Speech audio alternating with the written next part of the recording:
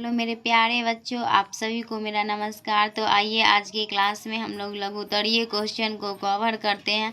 देखिए, इससे पहले हम लोग जो है सारांश बातचीत पाठ के यानी इंग्लिश में जिसे हम समरी कहते हैं उसको कवर किए थे। आज का वीडियो उतना लंबा तो नहीं रहेगा, छोटा ही रहेगा, लेकिन आप लोग जो है वीडियो को स्किप करके नहीं जाइएगा, शुरू से अंत तक ज़रूर देखिएगा, क्योंकि आज का वीडियो जो है ना कोई मामूली सा वीडियो नहीं है। ये वीडियो बहुत ही ज़्यादा बेनिफिट देने वाला वीडियो है, ठीक है। देखिए, सच है जब तक मनुष्य बोलता नहीं तब तक उसका गुण एवं दोष प्रकट नहीं होता। प्रस्तुत पंक्तियां हमारे पाठ्य पुस्तक दिगंत के भाग 2 से ली गई है। पाठ के माध्यम से बातचीत के निबंधकार बालकृष्ण भट्ट जी। देखिए, हिंदी के बुक में ना यानी 12th क्लास के हिंदी के बुक में कोई भी क्वेश्चन जो है ना लघु उत्तरीय हो या फिर दीर्घ उत्तरीय हो, इसको बनाने से पहले जो है ना आप लोग ये 2 लाइन जरूर लिखिएगा। प्रस्तुत पंक्तियां हमारे पाठ्य पुस्तक दिगंत के भाग 2 से ली गई है। पाठ के माध्यम से देखिए, अगर आप लोग ये 2 लाइन लिख दीजिएगा ना मेरे प्यारे बच्चों, तो एग्जामिनर को भी लगेगा जो बच्चा जो है पढ़ के आया है वो चाह के भी नंबर आपका नहीं काट पाएगा। वही मान लीजिए डायरेक्ट अगर आप लोग क्वेश्चन का आंसर देना क्या कर देते हैं, स्टार्ट कर देते हैं, यानी लिख दीजिएगा डायरेक्ट, प्रस्तुत पंक्तियां नहीं लिखेगा और क्वेश्चन का आंसर लिखेगा, तो एग्जामिनर को लगेगा बंदा जो है यानी बच्चा जो है क्या किया है, चोरी किया है, तो नंबर काटने का वहाँ पे जो है ना ज़्यादा क्या रहता है, संभावना रहता है। देखिए, प्रस्तुत पंक्तियां हमारे पाठ्य पुस्तक दिगंत के भाग 2 से ली गई है। पाठ के माध्यम से बातचीत के निबंधकार बालकृष्ण भट्ट जी है। पंक्ति के माध्यम से निबंधकार हमें बताना चाहते हैं कि मौन रहने पर गुण एवं दोष का प्रकट नहीं चलता। सच है, देखिए जब तक मनुष्य बोलेगा ही नहीं तब तक उसके अंदर जो उसका क्या है गुण है और दोष है वो पता ही नहीं चलेगा। बोलने से उसके भीतर का गुण एवं दोष क्या होने लगता है, प्रकट होता है। देखिए, बोलने से जो है ना उसके अंदर जो क्या रहता है, गुण एवं दोष रहता है ना मनुष्य के अंदर, वो प्रकट होने लगता है। बोलने से उसके भीतर का गुण दोष प्रकट होने लगता है। देखिए, जब तक इंसान बोलेगा ही नहीं तब तक उसके अंदर क्या कमी है नहीं है ये कैसे पता चलेगा। कौआ और कोयल भी बोली के आधार पर ही अपना परिचय दे पाते हैं। कौआ और कोयल का नाम सुने हैं, सुने नहीं होंगे, आप लोग देखे भी होंगे। मॉर्निंग टाइम में हम लोग को कौन जगाता है, तो कौआ और कोयल ही, मतलब कौआ और कोयल का कौआ और कोयल की बोली से हम लोग पहचान लेते हैं जो कौआ बोल रहा है कि कोयल बोल रहा है।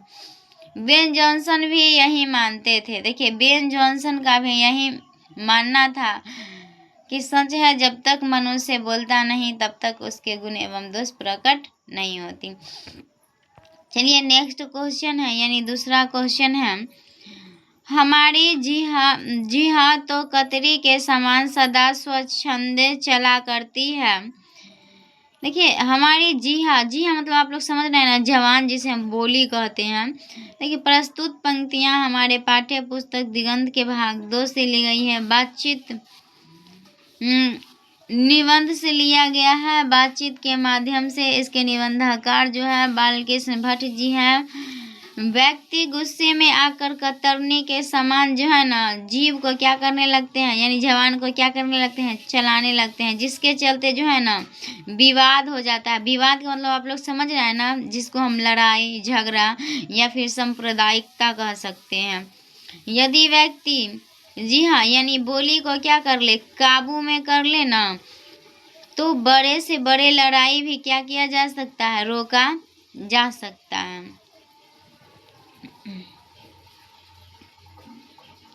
बातचीत के संबंध में बेन जॉनसन और एडिसन के क्या विचार हैं। देखिए, बातचीत के संबंध में बेन जॉनसन और एडिसन के क्या विचार हैं, इसमें भी आप लोग को वो 2 लाइन जो हम बोले हैं ज़रूर लिखिएगा, ठीक है।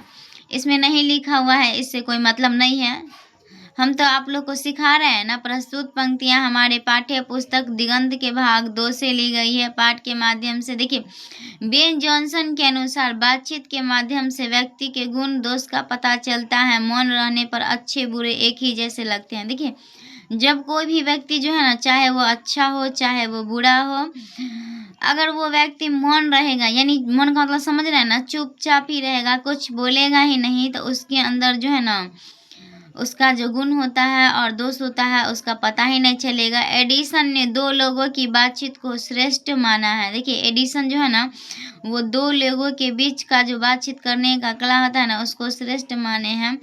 और ये बिल्कुल भी इनका मानना क्या है, सही है। हम भी सपोर्ट करते हैं, आप लोग भी सपोर्ट करते ही होंगे, है कि नहीं है। देखिए रियल में बातचीत जो है ना, वो दो व्यक्ति के बीच में ही जो है ना खुलकर हो सकता है। इसमें व्यक्ति खुलकर अपना मनोभाव एक दूसरे के सामने क्या करता है, प्रकट करता है।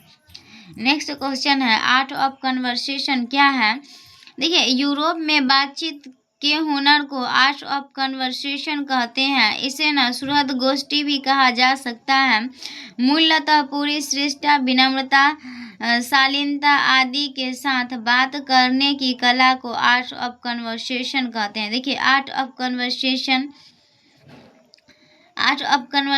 क्या है। देखिए यूरोप में बातचीत करने का जो हुनर होता है ना, मतलब यूरोप के लोगों के पास जो बातचीत करने का हुनर होता है उसे ही आर्ट ऑफ कन्वर्सेशन कहते हैं। इसे ना श्रुत गोष्ठी भी कहा जाता है। मूलतः पूरी श्रेष्ठता, विनम्रता, शालीनता आदि के साथ बात करने की कला को आर्ट ऑफ कन्वर्सेशन कहते हैं। नेक्स्ट क्वेश्चन है, मनुष्य की बातचीत का उत्तम तरीका क्या हो सकता है। आइए मेरे प्यारे बच्चों, हम लोग जानते हैं मनुष्य के अंदर जो बातचीत करने का उत्तम तरीका है उसका मतलब क्या हो सकता है। देखिए प्रस्तुत पंक्तियां हमारे पाठ्य पुस्तक दिगंत के भाग 2 से ली गई है। पाठ के माध्यम से बातचीत निबंध के निबंधकार बालकृष्ण भट्ट जी हैं। मनुष्य की बातचीत का उत्तम तरीका अपने आप से बातचीत करना है। देखिए मनुष्य के अंदर जो है ना बातचीत करने का उत्तम तरीका जो है ना, अपने आप यानी स्वयं से बढ़कर कुछ भी नहीं है। जब मनुष्य स्वयं से ही बात करता है ना, तो वह उत्तम तरीका माना जाता है, क्योंकि इसके लिए न किसी दूसरे व्यक्ति की आवश्यकता होगी और न स्थान की। इससे कोई विरोध और विवाद का डर भी नहीं रहता है। जब मनुष्य खुद से बात करता है तो राम रमौल का अर्थ है। देखिए राम रमौल, औपचारिक बातचीत को राम रमौल कहते हैं। 4 से अधिक लोगों की बातचीत में राम रमौल अधिक होता है। इससे सिर्फ ऊपरी बातचीत होती है। राम रमौल का मतलब आप लोग समझ रहे हैं ना, झुंडों के समूह जिसे हम कहते हैं, मतलब झुंड में। देखिए औपचारिक बातचीत को ना राम रमौल कहते हैं। जब झुंड में क्या होता है, शोरगुल होता है, हल्ला गुल्ला, 4 लोगों से अधिक लोगों की बातचीत को ही क्या कहा जाता है, राम रमौल कहा जाता है। इससे जो है ना सिर्फ ऊपरी बातचीत होती है, और बहुत सारे लोग रहेगा तो उसमें जो है ना खुलकर थोड़ी ना इंसान बात कर पाता है। इसमें तो बस ऊपर का ही बात होता है कि नहीं है। तो चलिए आज के लिए इतना ही, फिर मिलते हैं नेक्स्ट वीडियो में। जय हिंद, जय Bharat my dear student, bye, thank you.